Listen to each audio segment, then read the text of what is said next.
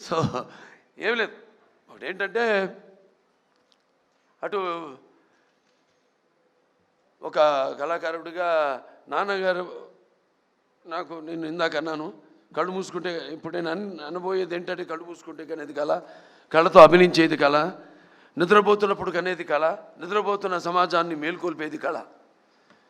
ఒక అద్భుతమైన రైటర్ రాసింది ఈ డైలాగ్, నాన్నగారిని స్ఫూర్తిగా తీసుకుని.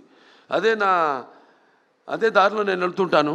అలాగే నాన్నగారు కూడా ఎన్నో ఈ ప్రకృతి విపత్కర పరిస్థితుల్లో ఆయన నటుడిగా ఉంటూనే, రాజకీయాలు రాకముందు ఇది నేషనల్ డిఫెన్స్ ఫండ్ అయితేనేమి, లేకపోతే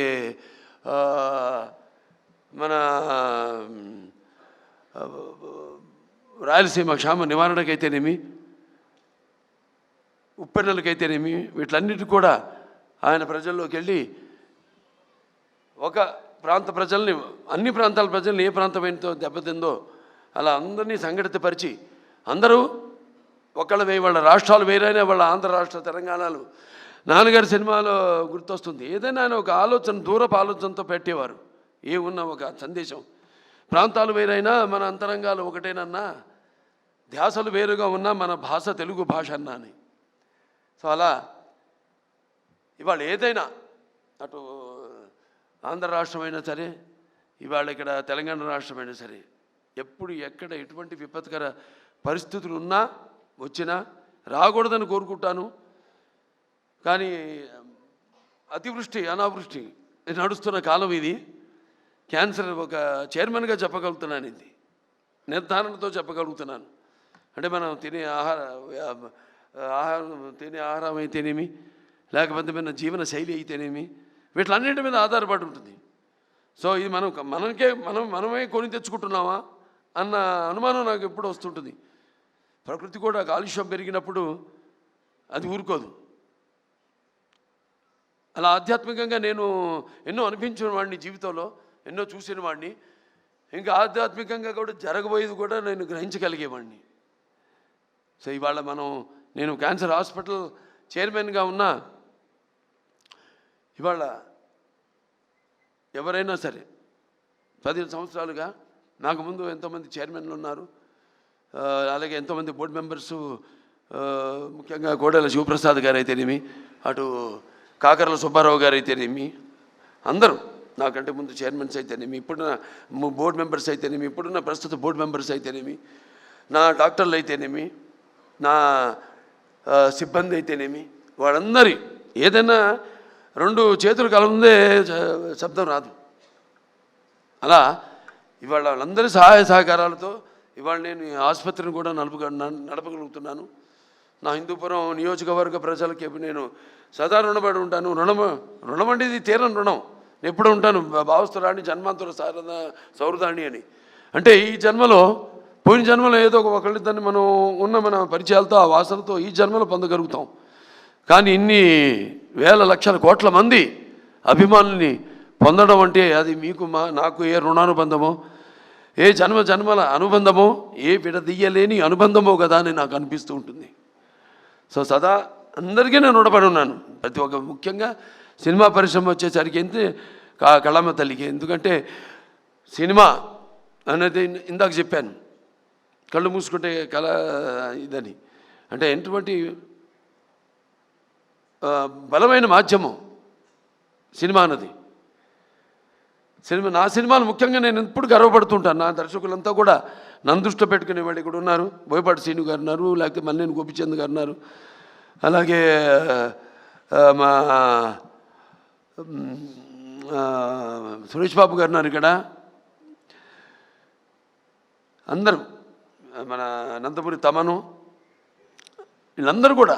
అంటే మనం ఇచ్చే, ఇప్పుడు మా క్యాన్సర్ హాస్పిటల్ అంటే మాకు సైక్లోట్రాన్ అనే ఒక ఎక్విప్మెంట్ ఉంది. అది అంటే ఈ రా మెటీరియల్ FDG అంటాం, రేడియేషన్కి మేమే తయారు చేసుకుంటాం. అది బయట హాస్పిటల్స్ కూడా అమ్ముతాం మేము, బయట రాష్ట్రాల హాస్పిటల్స్ కూడా అమ్ముతాం.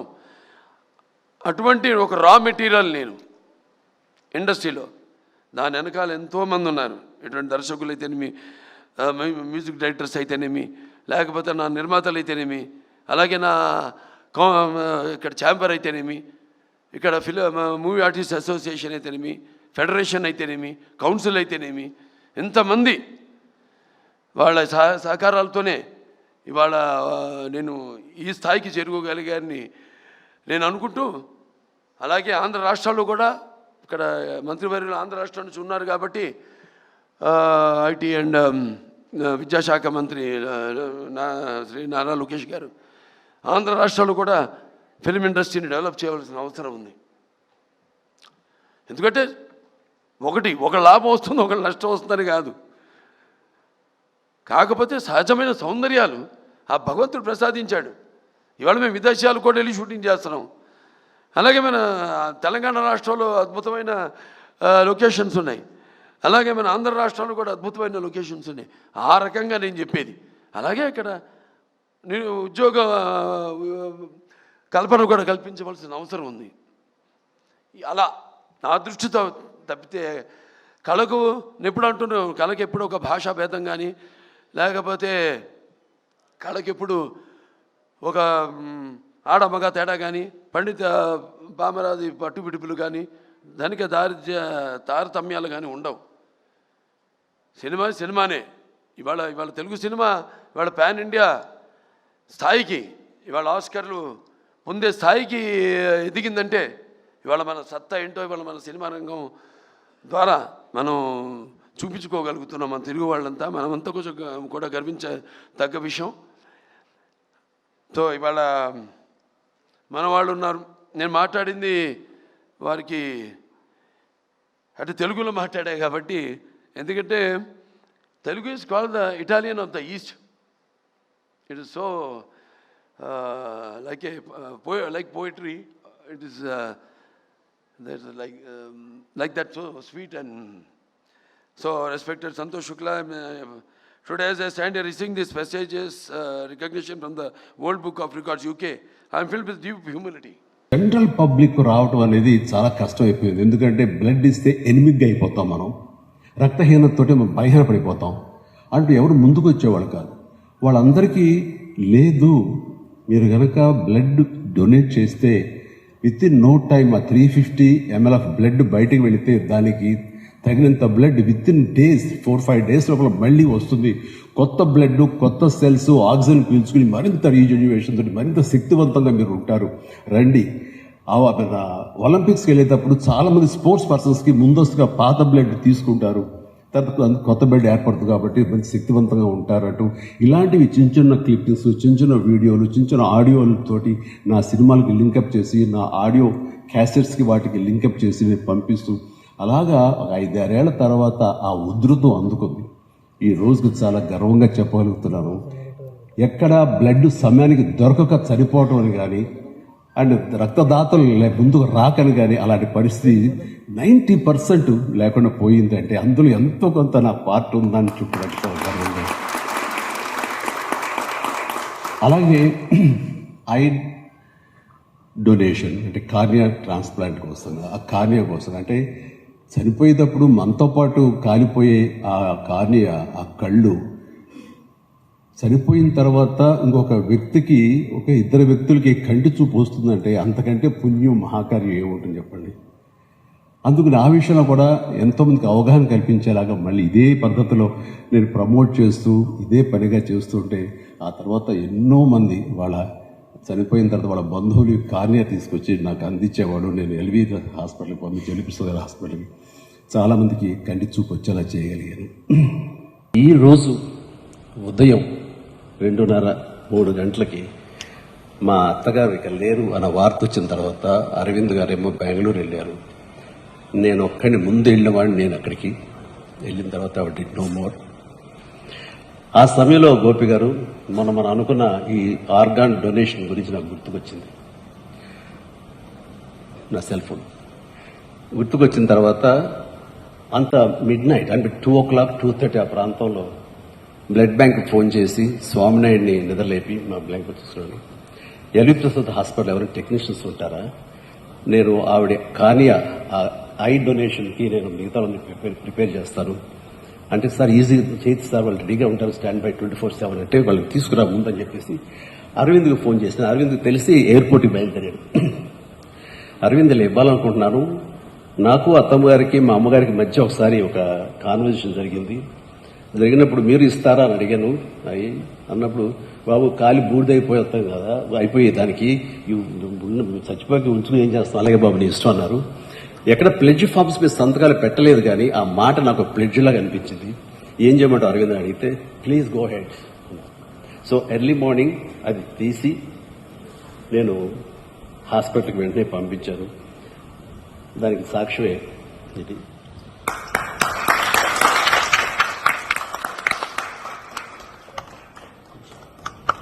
దేవుడు అనేవాడు ఎవరో ఎక్కడో లేదండి, మన మంచి మనసులో ఉంది, మన దాన గుణంలో ఉంది, ఎంతోమందిని మోటివేట్ చేసి మరి ఎంతోమందికి ప్రాణం పోయటంలో ఉంది. ఆ అవకాశం భగవంతుడు మనకి ఇచ్చాడు. భగవంతుడు స్వార్థపరుడు కాదు.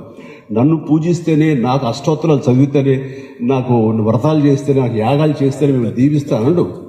మీరు కూడా భగవంతులా కీర్తించబడతారా? మీరు చేయండి, ఇదిగో ఈ అవయవాలు ఈ విధంగా చేయండి. డాక్టర్స్ మనకు దారి చూపిస్తున్నారు.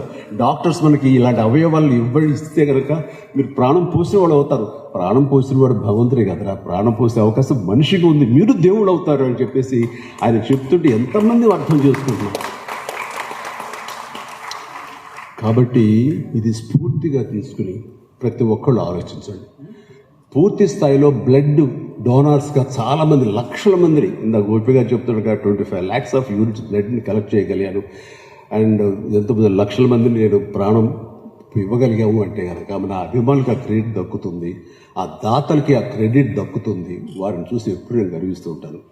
అలాగే ఇది కూడా ఒక ఊపు అందుకోవాలి, ఇది కూడా ఒక అవగాహన రావాలి. ఈ రోజున మనకి 2 లక్షల దాకా మనకి లివర్ ట్రాన్స్ప్లాంట్కి ఏదో రకంగా మనకు అవసరం ఉంటే బతుకుండి టిష్యూ మ్యాచ్ జరిగి ఆ ఇవ్వటానికి కోసంగా ముందుకు రాని పరిస్థితి. సరే, ఆర్థికంగా వెసులుబాటు లేదంటే అది వేరే విషయం. ఆర్థికంగా అన్నీ ఉండి డోనార్స్ దొరకగా ఇవ్వలేని పరిస్థితిలో వాడు అలాగే ప్రాణాలు పోతున్నాయి. ఇందాక డాక్టర్ని అడిగితే 2 లక్షల మంది నెసెసిటీ ఉంటే అందులో దొరకక 1,00,000 మంది చనిపోతున్నారు. ఈ ఉండే వాళ్ళలో కొద్ది మందికి 100,000 సంఖ్యలో మాత్రమే జరుగుతుంది ట్రాన్స్ప్లాంటేషన్. ఆ జరిగిన వాళ్ళు సరైన అవగాహన లేక కొంతమంది కొన్నాళ్ళు ఉండి ఆ తర్వాత మళ్ళీ కావలసిన దాన్ని సప్రెసెంట్స్ ఉంటాయి కదండి, వాటిని వాడాలి, అవి రిజెక్ట్ అవ్వకుండా. అలాంటి వాడక సరైన అవగాహన లేక అలా కొంతమంది పోయి ఉండొచ్చు. కానీ బట్ ఇది మరింత ఎక్కువ మంది ముందుకు వస్తే కనుక, మరింత ఎక్కువ మందికి లబ్ధి చేకూరితే కనుక ఈ లివర్ వ్యాధుల మూలంగా చనిపోయే సంఖ్య గణనీయంగా తగ్గుతుంది అని చెప్తుంటే నిజంగా. ఎందుకంటే మిగతాది చనిపోయిన మరణానంతరం ఇచ్చే ఆర్గాన్స్ వేరు, ఈ లివర్ అన్నది బతికుండగానే ఇవ్వచ్చు. డోనార్ ఎవరైతే ఇస్తారో అతనికి 3 వారాల్లో తిరిగి ఆ పార్టు మళ్ళీ తయారైపోతుంది. లబ్ధి పొందిన రిసిపియంట్కి అయితే కనుక అతనికి 3-4 నెలలు 5 నెలలు ఇఫ్ కరెక్ట్ డాక్టర్, అతనికి మళ్ళీ తిరిగి లివర్ పూర్తిగా వస్తుంది. అట్లాగా నా మిత్రుడికి డబ్బు లేక చాలా సఫర్ అవుతుంటే ఇందాక చెప్పారు రవీంద్ర గారు, ఆయన దగ్గరికి ఫస్ట్ వెళ్ళాను. రైల్వేస్లో పనిచేస్తుంటాడు. వాడు చాలా పిచ్చిగా బిహేవ్ చేస్తున్నాడు. ఎన్నాళ్ళు బ్రతకడం తెలుస్తుంది, లివర్ సిరోసిస్ వచ్చేస్తుంది, టోటల్గా ఇదైపోయింది. అంటే అతను నాన్ ఆల్కహాలిక్ లివర్ ప్రాబ్లం. అతను తాగుడు లేదు, కేవలం ఎందుకు వచ్చిందంటానికి వేరే కారణాలు ఏమి ఉంటుంటాయి. అతని బిహేవియర్ అంటే ముందుకు తీసుకొచ్చేయండి. ఇక్కడ ద బెస్ట్ లివర్ సర్జన్ ఉన్నారు రవీంద్ర గారు, ఆయన టీం, ఆయన చేయిద్దామని ముందు తీసుకొచ్చాను. ఎంత ఖర్చు అవుతుంది ఏంటి అని అడిగితే ఖర్చుకు వెనకాడకండి డాక్టర్ గారు, మీరు చేసేయండి అని నాది బాధ్యత అని. అయితే ఆ తర్వాత అతను రైల్వేస్లో పనిచేయడం మూలంగా నాకున్న ఇన్ఫ్లుయెన్స్కి రైల్వే మినిస్టర్, సెంట్రల్ మినిస్టర్ని నేను అడిగి వాళ్ళ చైర్మన్, ఆ కమిటీ చైర్మన్ చేత అప్పటికప్పుడు చెప్పి తెప్పించి ఆ డబ్బు తీసుకురాగలిగాం. అలా ఎంతమందికి అవకాశం ఉంటుంది, ఎంతమంది సపోర్ట్ చేస్తారు. ఆ డబ్బు రాకపోయినా మరి రకంగా సపోర్ట్ చేసేవాడి, అది వేరే విషయం. ఇట్లాగా ఇన్ని రకాలు ఉన్నాయి. అట్లీస్ట్ ఈ డిమాండ్ అండ్ సప్లై మధ్య ఇంత గ్యాప్ ఉంది. ఆ గ్యాప్ని తగ్గించగలిగితే ఎంతోమంది ముందుకొచ్చి అది ఎంతో పుణ్యం చేసేవాడు అవుతాం. ఇది ప్రపంచంలో ఎన్నో అడ్వాన్స్గా ఉన్న దేశాలతో పాటు మనం ముందుకు వెళ్ళగలుగుతాం. అండ్ ఈ రోజున మనకి కిడ్నీస్ విషయంలో కూడా ల్యాక్స్లో అవసరం ఉంటే కనుక కేవలం 50,000 ఇంతే జరుగుతాయి. ఇక హార్ట్ అయితే కనుక అది అవసరం లక్షల్లో ఉంటే కనుక ఇచ్చేవాళ్ళు కేవలం 90-100 ఇస్తే చాలా ఆశ్చర్యపోయింది డాక్టర్, అంతకంటే లేవంటాడు డొనేట్ చేసేవాళ్ళు. అండ్ ఎంతమంది రోడ్ యాక్సిడెంట్స్లో పోతారు అండ్ బ్రెయిన్ డెడ్ ఉన్న వాళ్ళు ఉంటారు. వాళ్ళ కుటుంబ సభ్యులకి కనుక అవగాహన ఉంటే అదే పుణ్యం అనుకుంటే, అదే మహాయాగం అనుకుంటే, అదే స్వర్గం అనుకుంటే, అన్నీ అనుకుంటే డెఫినెట్లీ వాళ్ళు కనుక వాళ్ళు మోటివేట్ అయ్యి ఆ ఇవ్వగలిగితే అంతకంటే మహాపుణ్యం ఏమీ లేదు.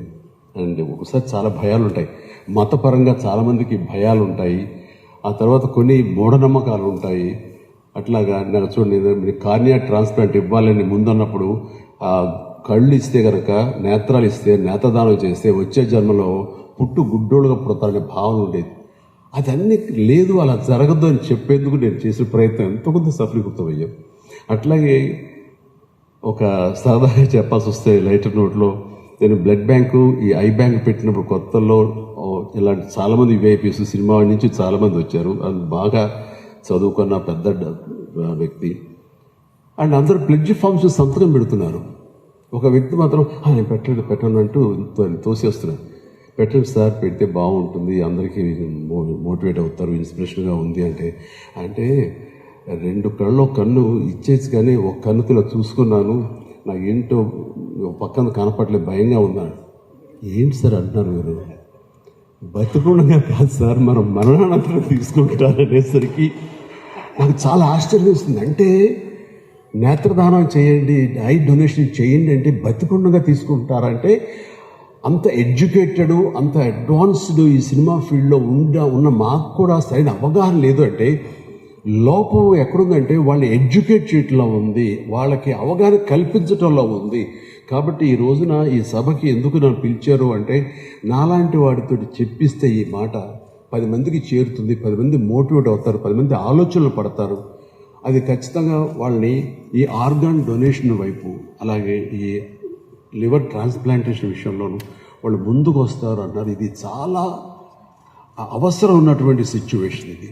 కాబట్టి ఈ రోజున యువత కానివ్వండి, ప్రతి ఒక్కళ్ళు కూడా దీని మీద మీరు ఆలోచించగలిగితే, దీని మీద అవగాహన పెంచుకోగలిగితే, దీని మీద మనసు పెద్దది చేసుకోగలిగితే ఖచ్చితంగా ఈ యొక్క ఇదన్నాను ఇందాక, డిమాండ్ అండ్ సప్లై మధ్య ఇది గ్యాప్ తగ్గుతూ వస్తుంది. కాబట్టి మరి ఎంతోమందికి ప్రాణం పోసిన వాళ్ళం అవుతాం. కాబట్టి నా హంబుల్ రిక్వెస్ట్, ఈ విషయంలో ప్రతి ఒక్కళ్ళు కూడా ఆలోచించండి. ఒకళ్ళు ఒక 8 ప్రాణం పోసేలాగా మీరందరూ పునీతులు అవ్వాలి, మీరందరూ ఆ దిశగా ఆలోచించాలి. డాక్టర్ గారు, నేను చెప్తాను, ఈ యొక్క అవకాశం నాకు ఇచ్చినందుకు ఈ ఒక్కరోజుతోనే కాకుండా ఫ్యూచర్లో కూడా నేను ఏం చేయాలి, దీనికి సంబంధించి ఏమేం చేస్తే నాకు సంబంధించిన వరకు నేను దీన్ని ముందుకు తీసుకెళ్ళడానికి ఖచ్చితంగా మీకు నేను ఒక మోడల్ లాగా ఉంటాను, మీ చేతిలో వెపన్ లాగా ఉంటాను. ప్లీజ్ మేక్ యూజ్ ఆఫ్ మీ. అలాగా నాకు ఈ అవకాశం ఇచ్చారు. అండ్ నేను మెడికల్గా నన్ను అవగాహన ఉన్న మనిషిని కాదు కాబట్టి తప్పులు మాట్లాడుంటే క్షమించండి.